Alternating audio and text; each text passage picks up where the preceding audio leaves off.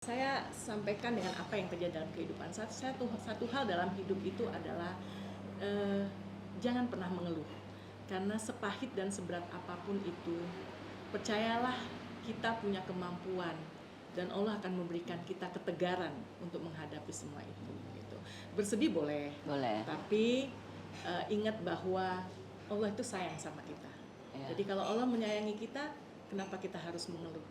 Jadi, kalau kita dekat sama Allah, Allah akan lebih dekat lagi. Betul, dan jangan pernah berharap pada manusia. Karena manusia itu pasti mengecewakan. Gitu. Jadi boleh bersandarlah kepada Allah dalam hal apapun. Gitu. Saya tidak ingin dalam konten ini kita harus bercucuran dengan air mata. Betul. Walaupun kita punya satu pengalaman pahit. Bener. Ya, karena justru kita berterima kasih dengan pengalaman yang pahit itu, karena kita pengalaman pahit itu menjadikan kita kuat dan terutama menjadikan kita untuk lebih dekat dengan Allah. Benar.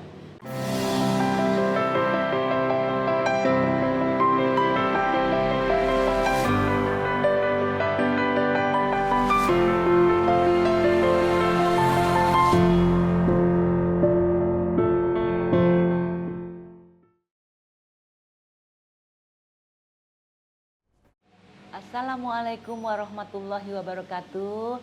Alhamdulillah kita semuanya masih diberikan nikmat sehat oleh Allah Subhanahu wa taala. Untuk sahabat Yeni Rahman, kali ini agak sedikit berbeda, agak sedikit lebih istimewa. Narasumber yang saya hadirkan di sini di rumah kita, masih tetap di rumah kita, yang serasa seperti di rumahnya sendiri. Ini narasumbernya agak beda nih sahabat nih. Ini adalah perempuan kuat sebagai pendamping eksekusi terpidana mati. Bener gak sih? Iya. Ibu Karina. Ibu apa kabar? Baik, panggil Karina aja Mbak. Oh panggil Karina aja. Kayaknya dengernya tuh ya Ibu Mbak Karina sebagai pendamping terpidana mati sekaligus juga sebagai pendamping eksekusi mati. Bener. Dengarnya serem amat ya.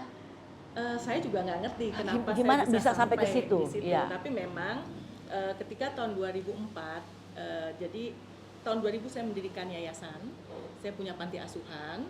Jadi ada salah satu anak saya yang menjadi korban, anak yang tinggal di panti asuhan saya, di mana bapaknya dipenjara karena membunuh ibunya.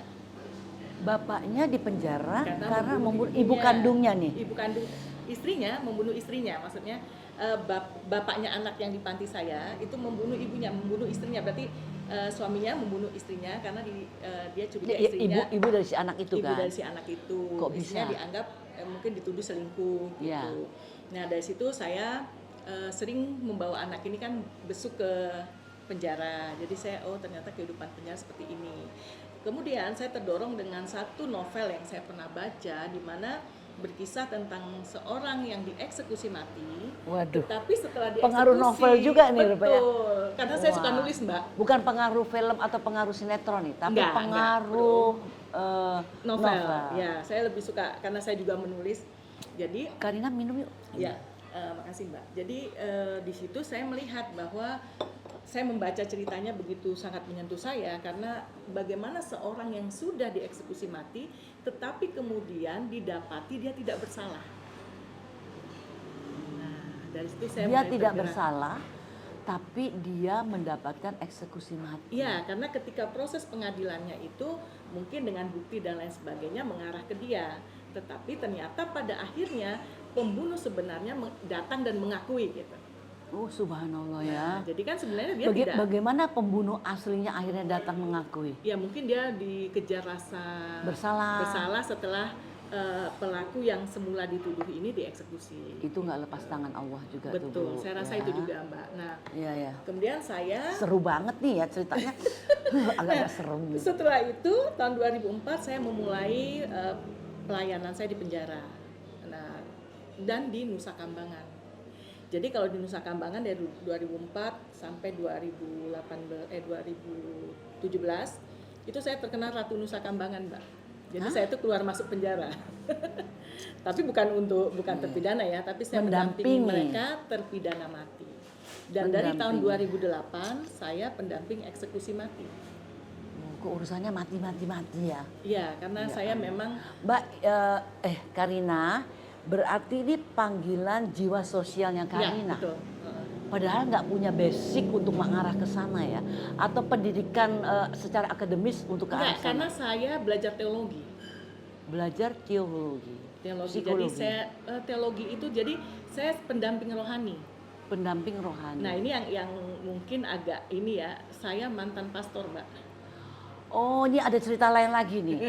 Ibu Karina, di samping pendamping eksekusi terpidana mati, di samping juga pendamping eksekusi mati, itu diawalinya sebelum Karina menjadi mualaf. Betul. Ya, saya mualaf tahun 2018. Mualaf jadi 2018. Oke. Iya. Aku akan sedikit ada 2 tema nih. Bener. Satu, aku akan menggali secara spiritualnya kenapa Karina atau mendapatkan hidayah apa sehingga Karina menjadi mualaf. Iya. Nanti kita pengen cerita Betul, sendiri betul. ya. Karena memang itu saya belum pernah bagikan ke siapapun, Mbak. Oh, Karena baru ke Yeni Rahman YouTube channel. betul, karena Ya. gini, karena memang itu sesuatu yang membuat saya tidak mudah karena kan saya mantan pendamping rohani, kan mantan pastor lah katakan. Mantan pendamping rohani itu jadi statusnya pastor ya? Iya. Oke, mendampingin yang mungkin seiman ataupun yang Tidak seiman. tidak seiman. Iya, saya Pokoknya Karina itu mendampingin sebagai pendamping terpidana mati. Juga pendamping saat mereka eksekusi mati. Meskipun agamanya tidak sama dengan Kalau waktu pendampingan sebagai mereka terpidana, saya mendampingi semua. Tetapi ketika eksekusi mati, kita mendampingi waktu itu yang beragama Kristiani. oh, ada spesialis Iya, karena kan mendampingi mereka, jadi gini Mbak, proses eksekusi mati itu para terpidana yang akan dieksekusi itu mau dikasih hak untuk memilih Pendamping. siapa yang menjadi pendamping rohani mereka. Gitu. ya. Jadi kayak saya waktu sempat ditunggu ketika eksekusi akan dilaksanakan, saya lagi di Singapura, saya ditelepon sama kejaksaan untuk balik karena akan Mendampingi, dilaksanakan untuk eksekusi mendampingi. mati. Ya. Oke.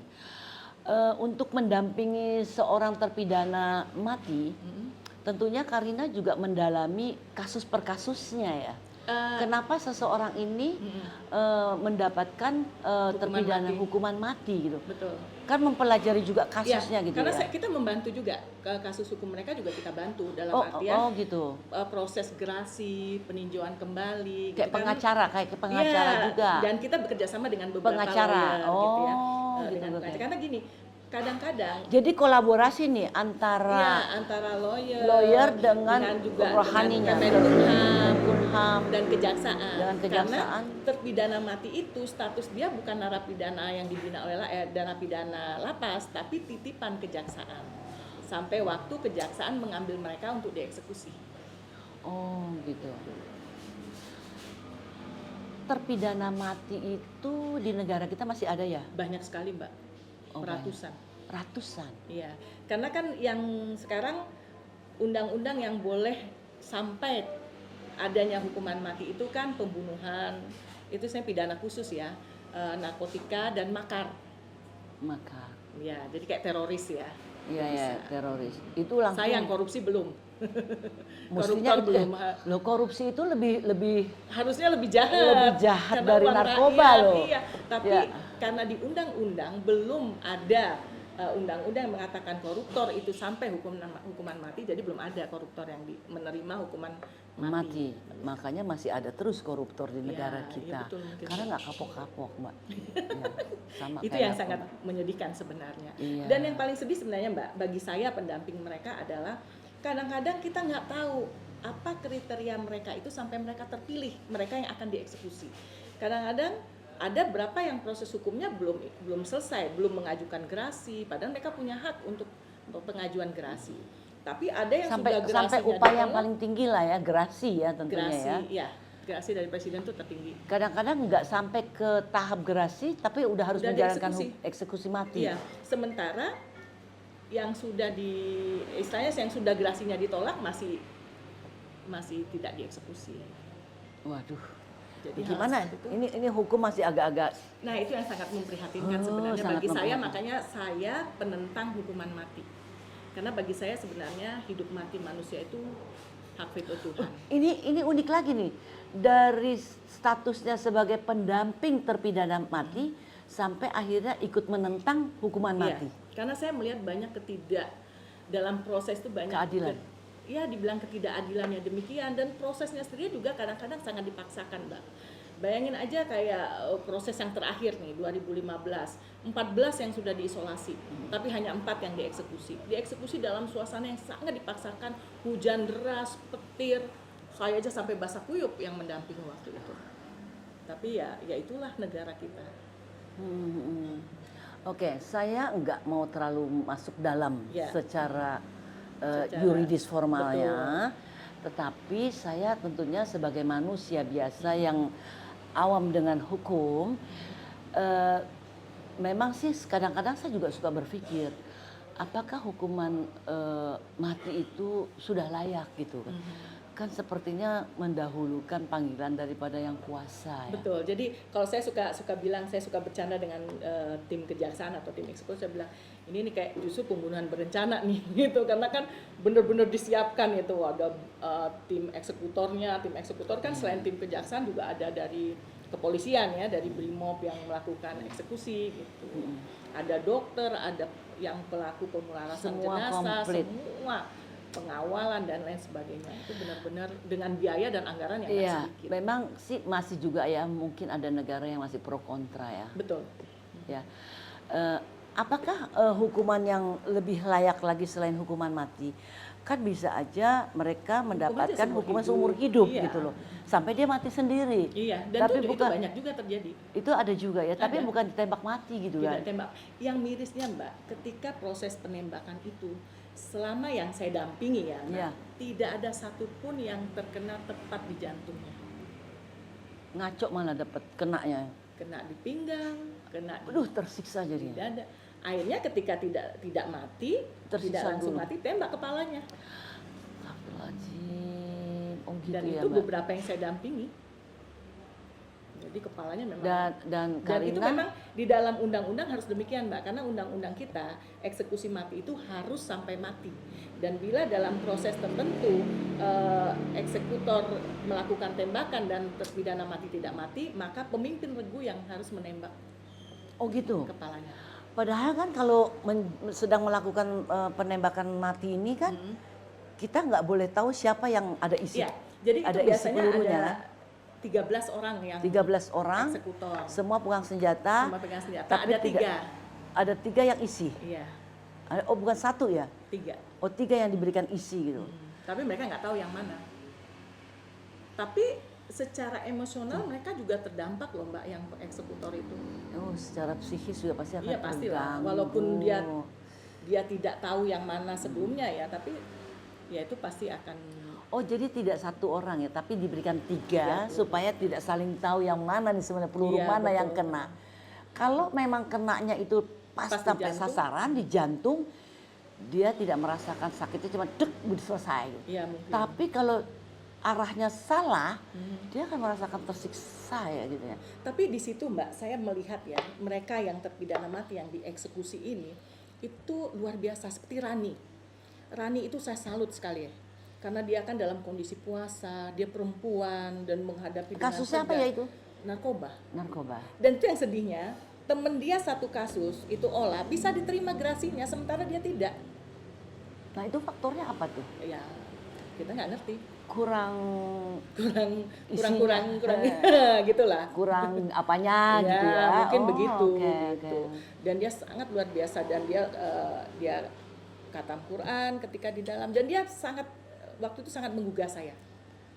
Ketika saya tidak mendampingi dia secara langsung karena dia waktu itu Islam, saya waktu itu masih Nasrani kan. Tapi di ruang isolasi itu, selama masa isolasi itu saya sering berkomunikasi dengan dia. Mbak, itu kan Karina sebagai pendamping eksekusi mati ya Mbak ya. Sebagai pendamping tentunya mendampingi mereka-mereka yang sebelum Ditembak. hari hanya untuk ditembak Mereka mati. sudah tahu. Mbak kan pemain film, Nah. tahu Dead Man Walking kan? Film itu yang kita bersama-sama dengan orang yang sudah berjalan menuju kematian. Matian, iya. Itu gimana rasanya Jadi Karina? orang yang sudah mati tapi masih bisa berjalan gitu. Ya.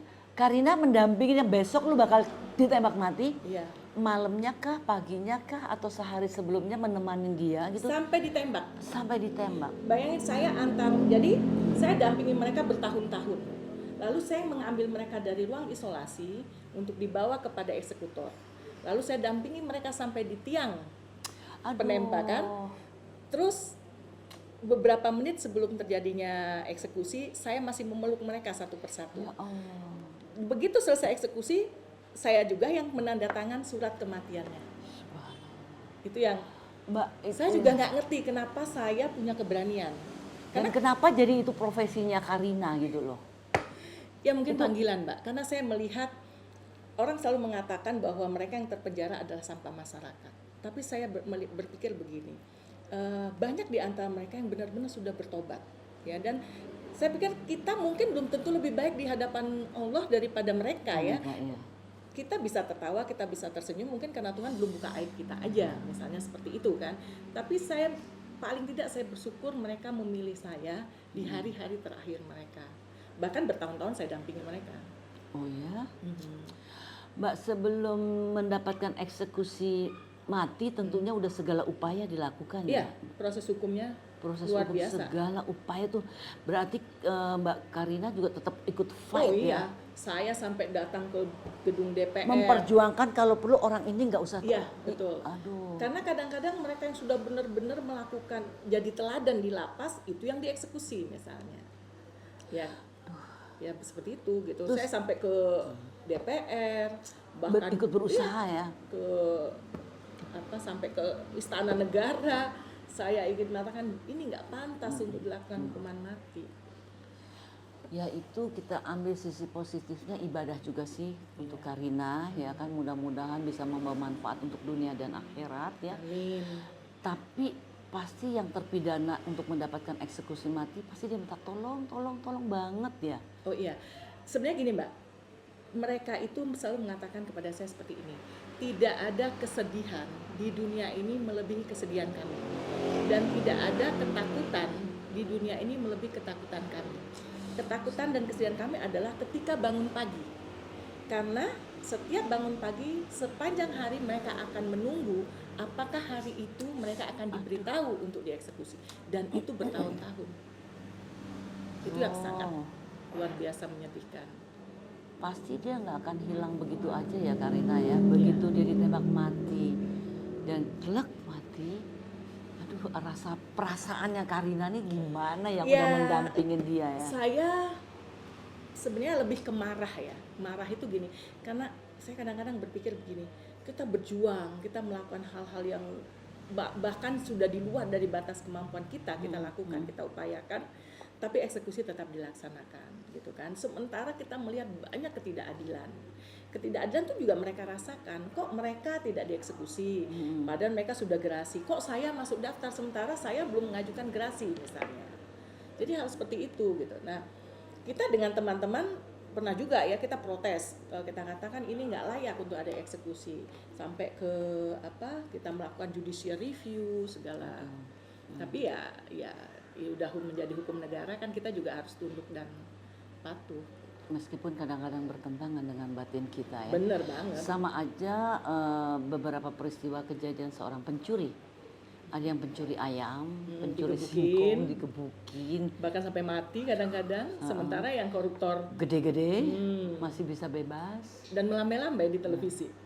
Dan bisa ketawa-ketawa. Iya benar. Itu yang kadang-kadang miris Mbak. Ya. Tapi saya juga heran ya, kenapa koruptor-koruptor tuh nggak dikirim ke Nusa Kambangan ya? Harusnya mereka dikirim ke Nusa Kambangan, jadi bisa merasakan, kan di Nusa Kambangan sekarang ada super maksimum security. Dan harusnya juga untuk supaya membuat jera para pelaku-pelaku itu, harusnya juga mereka hukuman seumur hidup gitu loh. Nggak mudah terus negosiasi jadi keluar lagi gitu loh. Ya mungkin ya itulah Mbak yang memprihatinkan di sistem peradilan. Sehingga itu tidak membuat orang jera loh Mbak. Kayaknya ya korupsi aja sekian ratus M, Dan kadang-kadang masih bisa keluar jalan-jalan. bisa keluar karena udah ada sebagian udah disimpan gitu loh, Benar. ya kan? Tuh duit gua nggak hilang itu, gua bayarnya sekian, gua nanggung sekian deh, sekian Tuh tahun. kadang-kadang di lapas fasilitasnya juga luar biasa ya. Iya, ya gitu ya. Ya mudah-mudahan sih ke depan kita semuanya sebagai masyarakat awam tentunya berharap juga negara ini benar-benar sebagai negara demokrasi juga harus Ya. betul-betul bisa menegakkan hukum secara Benar, saya benar. sih sebenarnya kalau eksekusi mati itu dilakukan benar-benar sesuai dengan kesalahan mereka ataupun dengan apa yang sudah Tapi mereka Karina nih perbuat. setuju nggak hukuman mati atau hukuman seumur hidup nih? Saya nggak setuju, saya penentang hukuman mati. Penentang hukuman mati Iya. berarti lebih menyetujuin hukuman seumur Iya, hidup hukum aja aja. seumur hidup aja. Toh lama-lama juga akan mati, ya kan? Iya, karena kan kalau untuk mengeksekusi itu anggaran negara juga ratusan juta untuk satu terpidana mati. Oh, besar. Besar, Anggarannya itu berapa? wah ratusan juta Mbak. Hanya untuk mematikan seseorang. Betul. Ya ampun, oke. Luar biasa perempuan yang satu ini. Saya sampai nggak bisa ngomong ini Karina. Pada saat saya menanyakan sesuatu, kebayang saya kehidupan di lapas. Bener. Kebayang sama saya si terpidananya, ya kan. Terus kebayang saya tangannya begini, terus tak tembak mati. Kan kalau Iya. kita lihat film-film Betul, seperti betul. itu, ya kan. Terus saya juga pernah tanya, itu kalau hukuman mati itu siapa yang nembak? Oh nggak boleh ada yang tahu. Benar. Karena dari 13 itu cuma 3 yang terisi pelurunya gitu Iya. kan. Supaya mereka nggak merasa guilty. Nggak mungkin nggak merasa guilty. Pasti Pasti. tetap. Karena memang mereka sendiri pun juga ada pendampingnya untuk rohani para eksekutor Iya. ini. Oh. Jadi sebelum mereka melakukan, misalnya beberapa hari sebelum terjadinya eksekusi dilakukan, mereka juga mengadakan pembinaan rohani juga. Aduh itu sekolahnya apa sih ya? Cita-citanya apa sampai mengambil profesi menjadi eksekutor? Iya, kan itu Terpidana udah, mati. itu udah tugas. Dan itu biasanya BRIMOB yang pelaksana eksekutornya dari kepolisian. Eksekutor. Aduh, saya takut nggak mau masuk wilayah itu Karina. Na'udzubillah bin zalik. Dan itu Mbak, saya juga heran ya, kenapa saya tidak punya rasa takut bersama dengan mereka.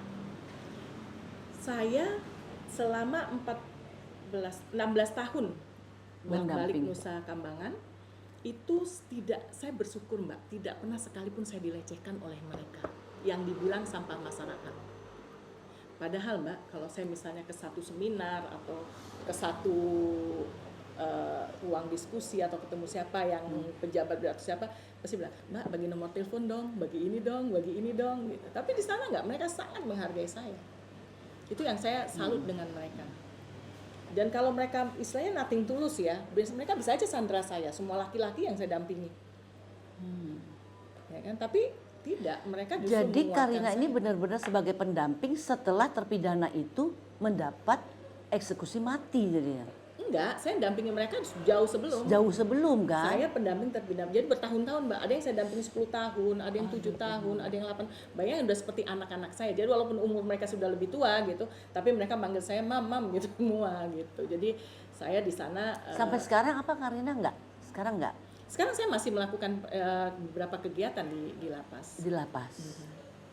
Masih termasuk juga yang terpidana Iya, untuk masih eksekusi mati. terpidana mati. Saya Itu ada perempuan ada laki pastinya tentunya. ada perempuan ada laki, tapi yang selama ini saya dampingi itu adalah laki-laki. Laki-laki. Mayoritas laki-laki lah ya. Hampir semua laki-laki yang saya dampingi. Oh. Hanya kecuali waktu eksekusi, waktu itu ada Rani ya. Jadi saya sempat berkomunikasi dengan Rani intens Mbak, ketika sebelum eksekusi. itu kan waktu itu kan Karina masih sebagai Nasrani ya. Iya. Masih sebagai Nasrani, terus melakukan satu panggilan sosial loh kalau menurut saya. Panggilan sosial Iya, karena yang saya memang tidak melihat agama ketika Iya, melakukan tugas Jadi, kemanusiaan ya. tapi biar bagaimanapun Karina sebagai status Nasrani, Pastor ya. pastor ya, pastor yang memiliki satu panggilan sosial, tentunya secara ikhlas. Ini kan panggilan sosial yang memiliki nilai ibadah, Benar. punya nilai ibadah. Karena memang apa yang saya lakukan Iya. itu saya pikir itu adalah ibadah saya ke Tuhan. Betul, Gitu. Jadi, betul. saya Karena tidak melihat mendampingi merekanya. mendampingi si terpidana dalam keadaan yang lagi terzolimi, lagi benar-benar sulit. Iya, bahkan Terus di ujung nyawa mereka. Ya, di detik-detik terakhir menghadapi di ujung nyawanya mereka, Iya. bahwa mereka akan dihukum mati. Dan saya pindah. yang terakhir memeluk mereka sebelum mereka ditembak. Semua saya, Aduh, nggak sampai hati ya, Iya. karena harus kuat dan tega banget gitu lah. Orang mau ditembak mati dipeluk gitu, supaya dia Iya, lebih kuat karena- apa lagi? tapi mereka justru ketika saat-saat itu di malam eksekusi itu mereka justru yang memeluk saya. Mereka selalu bilang sama saya, Masa "Ma'am, mau it's berpisah?" okay, don't worry, I will be Allah, fine." kuat ya. Iya, Itu Jadi, udah mencapai tingkat udah pasrah banget gitu iya, ya. dan di situ saya justru kagum kepada mereka karena mereka itu bernyanyi, mereka dengan semangat. Gitu. Kayak orang yang begitu merindukan ketemu Tuhan. Waduh, Masya Jadi itu luar biasa. Dan itu tingkat tobatnya kalau di kita tuh benar-benar tingkat ya, tobat mungkin, nasuha. nah benar. Nah, Udah itu yang lillahi makanya saya ta'ala, bilang itu kan benar-benar. sudah memang benar-benar udah pasrah ya. Di Iya. akhir hidupnya dia justru benar Udah nggak ada cara lagi, nggak ada upaya lagi, ya udah. Memang harus ini yang saya jalani sebagai konsekuensi perbuatannya. Betul. Kita sudah tidak mencari lagi yang salah atau yang menang atau yang kalah. Betul, seperti Andrew Chen ya, ketika dia memeluk saya, dia bilang, "Don't worry, karena this is my fault.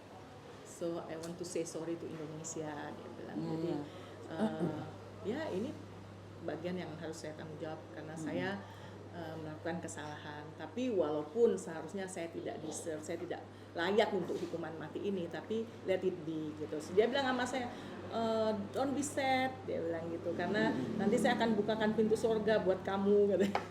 Luar Jadi biasa. saya justru yang menguatkan mereka. Tapi itu narkoba, kasus narkoba narkoba. atau pembunuhan. Pembunuhan saya pernah, tapi tidak menjadi pendamping. Jadi saya pendamping mereka sebelum mereka dieksekusi. Tetapi ketika eksekusi saya tidak mendampingi mereka karena mereka Muslim ya. Tapi hampir semua yang saya damping itu adalah kasus narkoba karena memang kan Pak Presiden kan, Pak Jokowi kan lebih konsen sekarang waktu awal-awal pemerintahannya itu adalah ya memang mengeksekusi karena terpidana dampak daripada narkoba itu bisa dikatakan juga karena seseorang ya dia membawa dampak membunuh juga yang lainnya, bisa berpuluh-puluh dan bahkan bisa berjuta-juta rakyat yang akhirnya terbunuh karena perbuatan narkoba itu sendiri gitu kan. Betul. Jadi gara-gara satu orang dia bisa menyebarkan itu narkoba, memang jahat sekali itu. Iya. Tapi bisa membunuh, dampaknya membunuh masyarakat untuk ikut mati juga dalam narkoba. Ya, hanya memang kadang-kadang kan mereka yang terpidana mati ini, mereka hanya mungkin kayak misalnya mereka yang datang dari Afrika, mereka hanya ingin bagaimana sih rasanya jadi orang kaya gitu, atau bagaimana sih kita bisa beli ini, bisa beli itu, karena masa kecil mereka itu sangat susah, misalnya seperti itu. Jadi mereka hanya lebih ke kurir, sementara mungkin bandar-bandarnya masih ketawa-ketawa di luar. Mereka korban. Tapi ya whatever ya itulah sudah terjadi, mereka juga nggak mungkin kembali kan. Jadi kalau bagi saya hanya bersyukur bahwa saya sempat ada bersama mereka di ujung hidup mereka. Gitu. Subhanallah.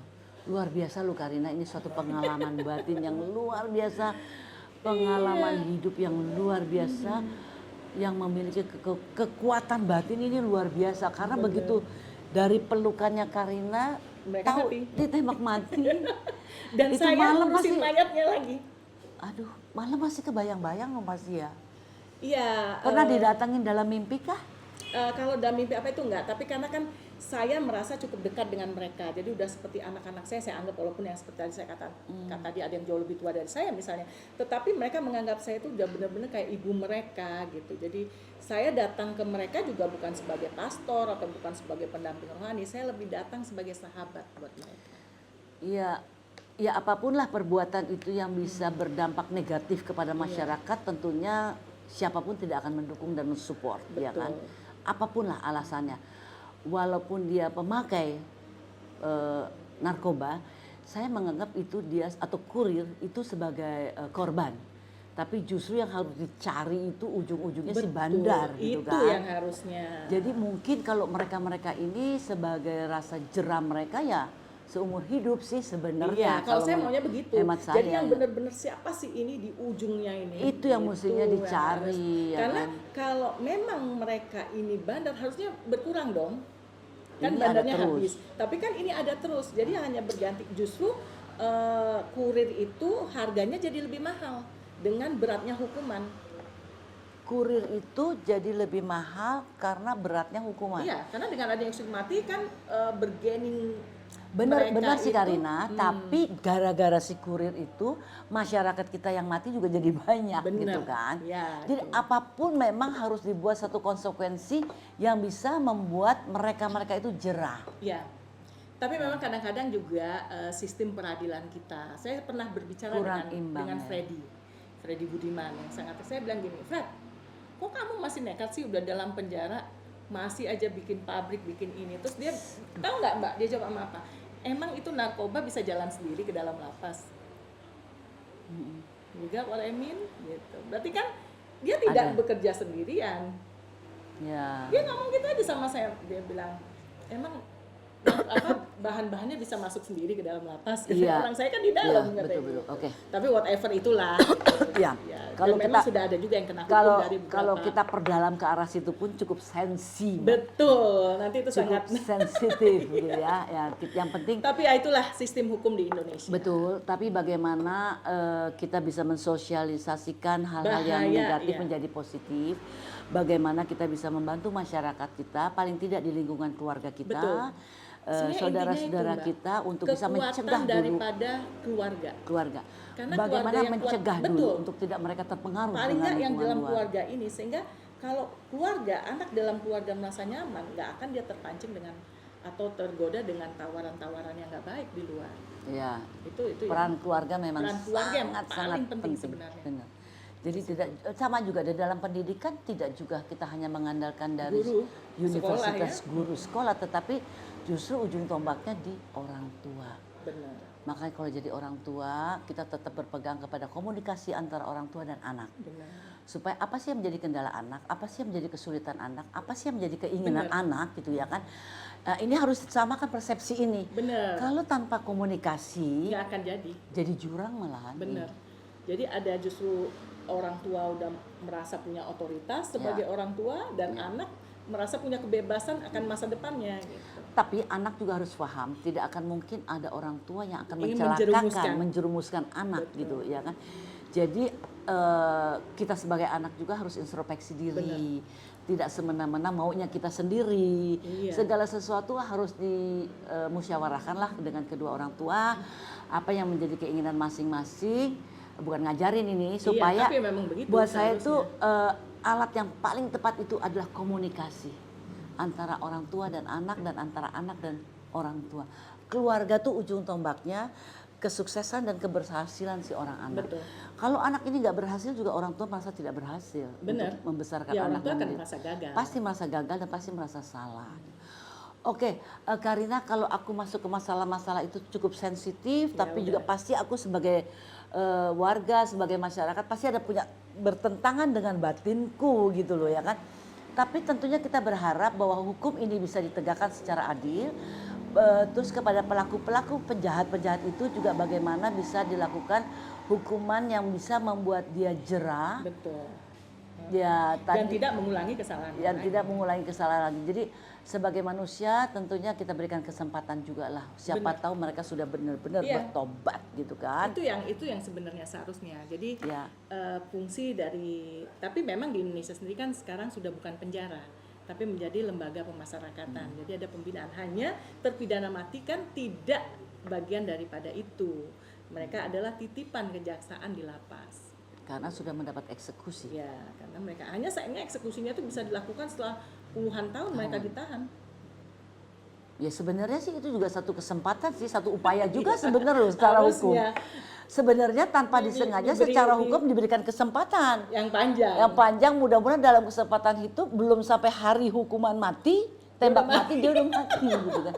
Ya Itu segala ada tuh kasusnya. Iya, segala sesuatu kita kembalikan lagi aja kepada mereka-mereka yang Benar, memang yang mereka yang bekerja di situ lah. bekerja di situ Dan lah yang ya. punya kewenangan, Iya, mempunyai iya, otoritas untuk di bidang peradilan di Indonesia. Iya ya, jadi tapi paling tidak ada upaya ditunda-tunda dulu, tapi ternyata yang ditunda ini kuat atau dia merasa sudah ikhlas, Iya, ya itu semuanya kembali lagi kepada jalannya Tuhan. benar. Oke.